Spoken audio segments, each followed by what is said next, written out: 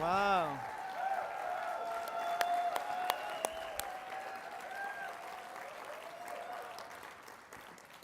It's so nice to see number 1167 and number 1025 and hello Seattle. It's great to be here. Thank you so much for having us tonight. This is such a momentous time in our movement.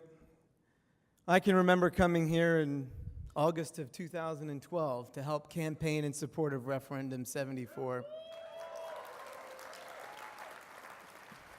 And we actually spoke to businesses in Spokane about our experiences with our own ballot initiative, Proposition 8 in California, and how protecting the rights of LGBT people should be part of their guiding principles as they continue to employ, to market, and to sell products to our community. What a proud and exciting election night that ended up being here in Washington. And that doesn't happen without the leadership in this room, all around this state, in your legislature, and ultimately in your governor's office. We are very often asked why we decided to get involved in our lawsuit to overturn Proposition 8. Why not just let someone else carry that burden? Our answer is always that we just had to do something. We were so incredibly angered by the passage of Prop 8 that we decided to turn that anger into action. And we realized just what was at stake, not only for us, but for our state and for our community. It was a time to take something as private as our love and make it public, because our story was the story of so many. And we come to you tonight to speak from that experience and to focus on two words that we think bring universal change and allow universal language to be shared. And those words are simply, I do.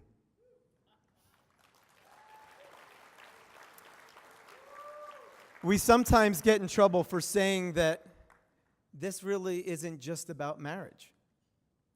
What we struggle against is a barrier to equality.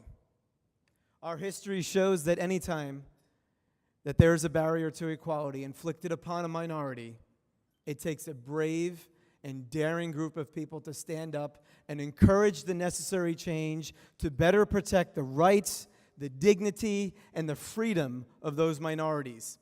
Whether it be the incredible brave men and women standing up at Stonewall and finally saying enough is enough to police oppression. Whether it was Harvey Milk saying 40 years ago, mind you, that we need to come out and be proud of who we are. People needed to know us.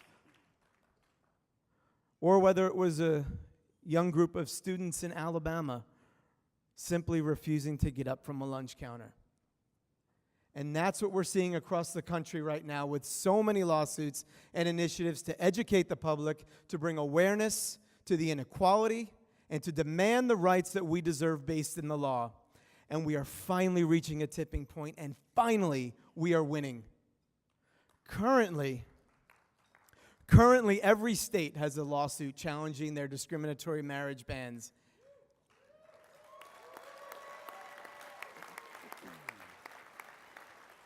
Every one of those lawsuits requires plaintiffs who are brave and courageous to stand up and say enough is enough. Courage, my friends, can be contagious. And now, court after court is striking down these bans and honoring the principles of which this nation was founded upon. And it doesn't matter their party affiliation, it doesn't matter which president appointed them, or even their personal ideology. They focus on the law.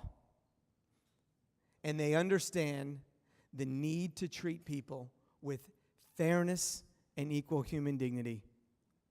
People have come up to us over the last 5 years and said, your courage inspired me to get involved and to do something. We always say that we hope that anyone in our position would have done the exact same thing. Allow yourself to be inspired so that you can catch that courage too and help create the change in something that moves us forward as a community and as a nation. There is work left to do.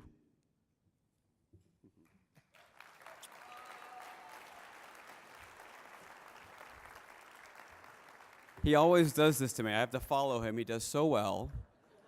And then I have to follow him. Husband.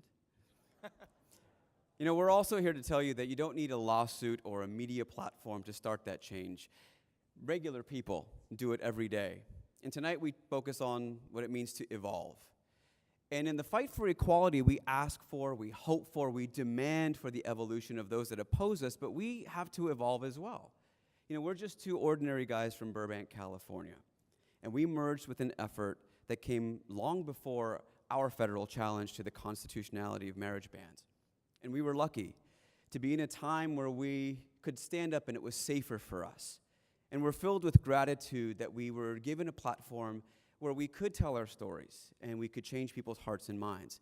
And the reason we have this platform is because of brave people that came before us, like Seattle couple John Singer and Paul Barwick, that requested a marriage license from King County Auditor. Yes, you guys know who these guys are? They requested a marriage license in 1971. Okay? Cannot forget the ground that was laid before us. And theirs became one of the first same-sex marriage lawsuits in the United States, brought on the grounds that the denial violated their equal rights. That was part of the amendment of the state constitution. So today, we're seeing legal victory after legal victory to help encourage our own personal and our community's evolution. And we must continue to evolve, and we will continue to prevail. And what you don't need a legal team to do that. I mean, it helps. What we do need is more people like you in this room that work tirelessly to help achieve marriage equality in the state of Washington. You know, our call to action tonight is to speak up every single day. It's to say I do when people say to you, do you feel the damage that is inflicted upon us when we're told that we are less than? We're treated like second-class citizens. And then to say I do when someone says, do you want to do something about that? It's saying I do when someone asks you, do you have time to help us get the word out to support our brothers and sisters in states where they're still being discriminated against in their jobs, in their homes, and in their schools simply because of who they love or how they identify? And guess what? If your reaction is to say, I do, I want to help, you got to turn that reaction into action. You know, it's also saying, I do, to the person that you love. I still get emotional about it.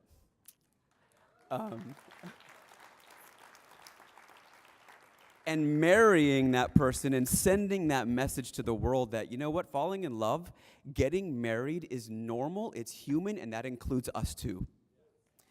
Yeah.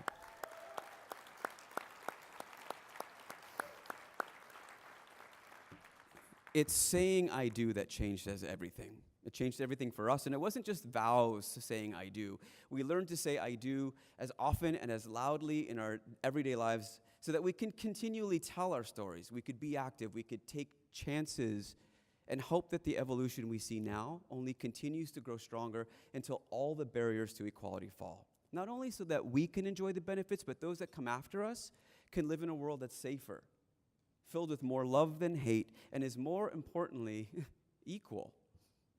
It's an historic time in our country.